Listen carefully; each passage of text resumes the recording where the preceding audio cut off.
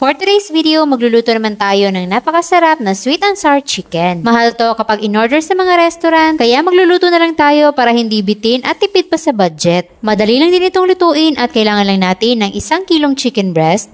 Isa-slice lang natin to into bite-sized pieces. Yung ganito kalalaking hiwa ay pwede na. At pagkatapos natin yung ma-slice, mag-season tayo ng konting asin, paminta powder,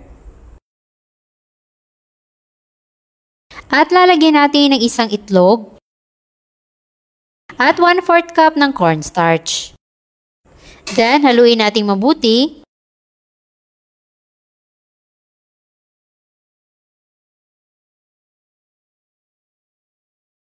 Pagkatapos nating mahalo, i-marinate natin for 30 minutes.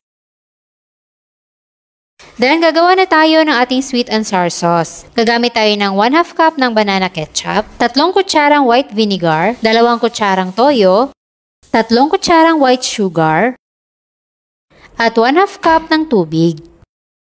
Then, haluin natin itong mabuti hanggang sa ma-dissolve yung ating asukal.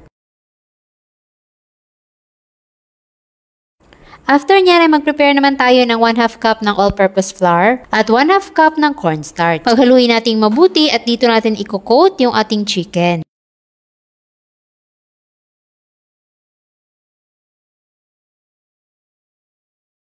So isa-isa na natin i-coat dito sa ating flour mixture yung ating marinated na chicken. Then i-deep fry sa mainit na mantika.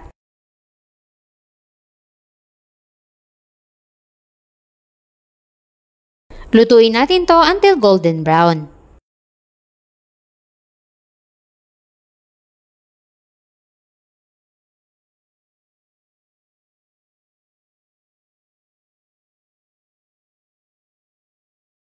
Kapag golden brown na, hanguin na natin at i-drain lang sa paper towels para matanggal yung mga excess na oil.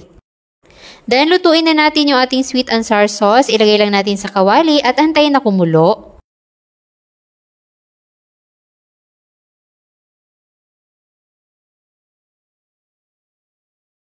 At once kumulo na, ilalagay na natin yung ating mga napritong manok. Haluin natin mabuti hanggang sa mabalot ng sauce yung ating mga manok.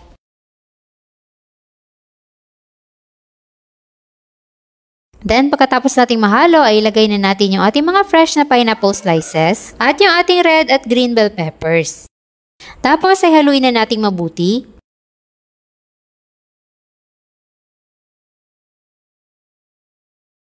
At syempre, hindi natin pwedeng kalimutan ang sesame seeds para talagang restong-resto ang dating ng ating ulam.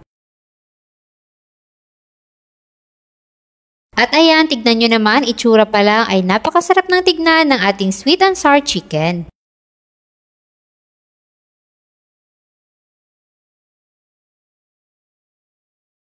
Hindi lang sa itsura, kundi pati sa lasa, ay talagang masarap at para ka talagang kumain sa mamahaling restaurant.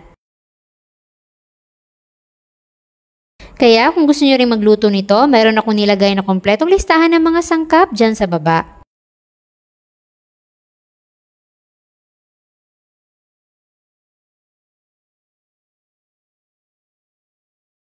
At sana'y nagustuhan nyo ang ating recipe for today. Enjoy!